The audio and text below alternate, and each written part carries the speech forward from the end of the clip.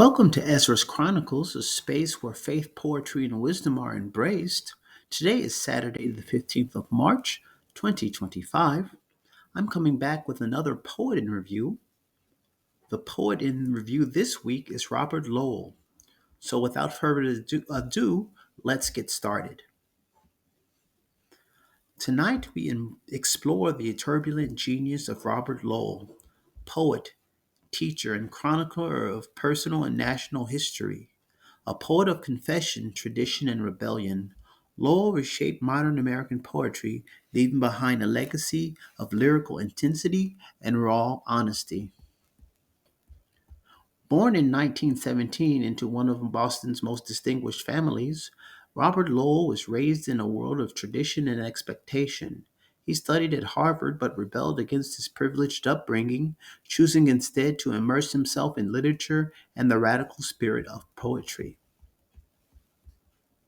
Lowell's early influences were the formalists, John Crow, Ransom, and Allen Tate, who taught him precision and structure. His first major work, Lord Weary's Castle, published in 1946, won the Pulitzer Prize, marking the arrival of a powerful new voice in American poetry. Lowell. The bones cry for the blood of the white whale. The fat flukes arch and whack about its ears. The death lance churns into the sanctuary. Tears the gun blues swing, heaving like a flail. Lowell's early poetry was dense, historical, and filled with the weight of New England's past. But the pressure of family legacy, politics, and personal turmoil began to push his poetry in a new direction. Plagued by his bipolar disorder, Lowell's struggles with mental illness shaped his poetry. His groundbreaking collection, Life Studies, 1959, broke away from traditional forms, pioneering the confessional poetry movement. His raw personal verse laid bare his family conflicts, mental breakdowns, and the frailty of human relationships. Lowell. My mind's not right. A car radio bleats. Love, oh careless love. I hear my ill spirits sob in each blood cell. Confessional poetry had arrived. Lowell's deeply personal yet meticulously crafted work influenced an entire generation, including Sylvia Plath and Anne Sexton. His ability to weave personal pain with historical consciousness made his poetry both intimate and expansive. Never content to stay silent, Lowell's poetry turned outward, grappling with America's moral and political turmoil. He refused the White House invitation from Lyndon Johnson in protest of the Vietnam War and wrote For the Union Dead, 1964, reflecting on a nation at odds with its ideals. Lowell. The old South Boston Aquarium stands in a Sahara of snow now. Its broken windows are boarded. The bronze, weather-vane cod has lost half its scales. His later years were filled with both acclaim and continued struggles with mental illness. His final works, such as Day by Day, offered an aging poet's meditative on love, loss, and morality. Lowell. The same leaves over and over again. They fall from giving shade above to make one texture of faded brown. Robert Lowell lived as he wrote, intensely, restlessly, honestly. His poetry, a blend of confession and history, left an indelible mark on American literature. A man of contradictions, his work remains a testament to the complexities of life, love, and the passage of time. Now, I've randomly selected three poems by Robert Lowell. The first is July in Washington, the second, Randall Jarrell, and the third is titled Children of Light.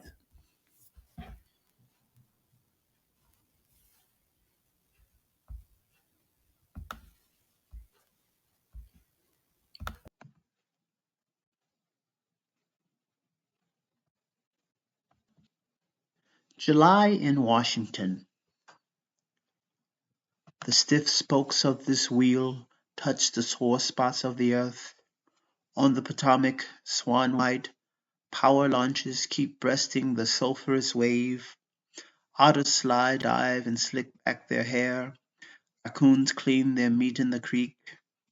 On the circle's green statues ride like South American liberators above the breeding vegetation, prongs and spearheads of some equatorial backland that will inherit the globe.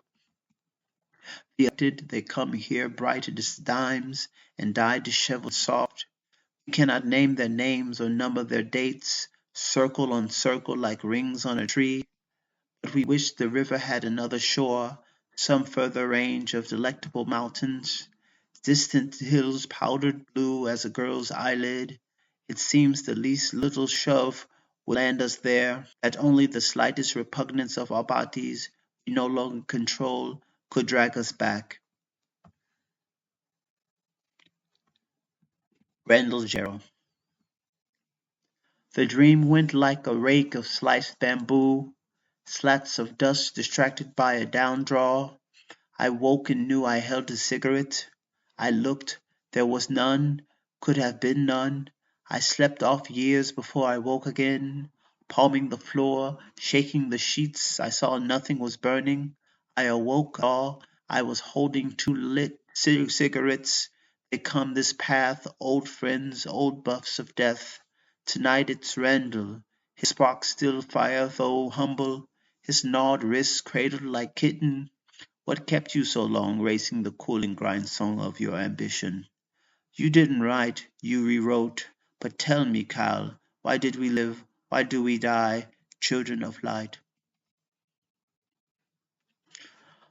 Our fathers wrung their bread from stocks and stones and fenced their gardens with the red man's bones, embarking from the Netherland of Holland, pilgrims unhoused by Geneva's night. They planted here the serpent seed of light, and here the pivoting searchlights probe to shock the riotous glass houses built on rock, and candles gutter by an empty altar, and light is where the landless blood of Cain is burning, burning the unburied grain. Okay, that is it.